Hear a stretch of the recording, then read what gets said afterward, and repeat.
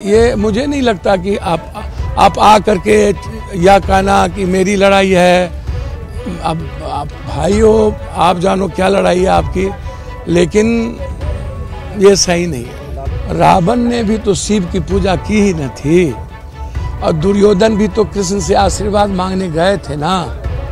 अरे ये क्या, पप्पू यादव ने रावण और दुर्योधन किसे कह दिया, और दिल का ये गुबार किस पर झाड़े जा रहे हैं।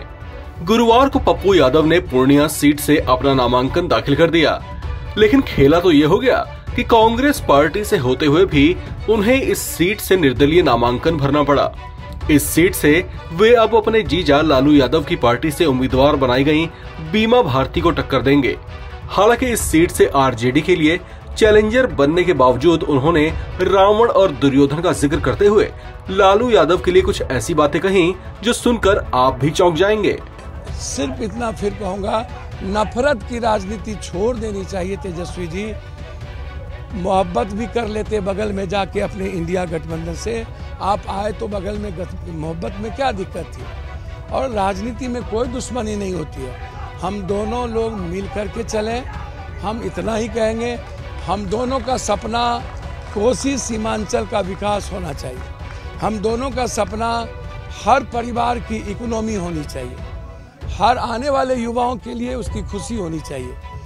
ये मुझे नहीं लगता कि आप आ करके या कहना कि मेरी लड़ाई है। अब आप भाई हो, आप जानो क्या लड़ाई है आपकी, लेकिन ये सही नहीं है। इतना नफरत, मैं हमेशा लालू जी के आशीर्वाद की अपेक्षा करता हूँ।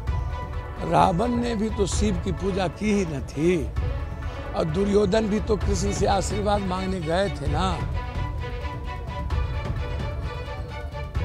कृष्ण का कर्ण का समर्पण ही ना कर्ण की नैतिकता को रोक दी।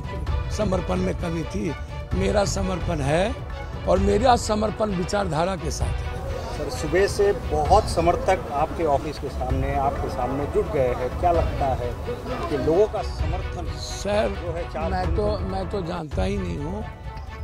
मैं हर परिवार से, बिहार के हर परिवार से प्यार करता हूँ, और हर लोगों के प्रति मेरी भीतर से इज्जत है। इस बिहार और देश के लोग पूजा तो कर लेते हैं, पैर छू लेते हैं लोगों का, लेकिन लोगों की इज्जत नहीं करते। मैं लोगों की इज्जत करता हूँ, और इज्जत का मतलब खाली पेट भजन नहीं, इज्जत का मतलब इज्जत, मतलब कंप्लीट समर्पण, सरेंडर।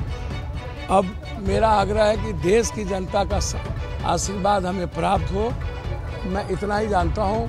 और फोन कॉल आया था राहुल जी से या? मुझे कोई कॉल नहीं आया। कॉल आया था राजद परिवार से, और वो लीडर है जिसका भी कॉल आया था, और उन्होंने लास्ट में भी उन्होंने कहा कि आप मधेपुरा लड़ जाइए। मैंने कहा कि यदि आपको लगता हो आरजेडी का ही टिकट आप हमको पूर्णिया के लिए दे दीजिए और भीमा जी को सुपौल भेज दीजिए, तो मेरे लिए ही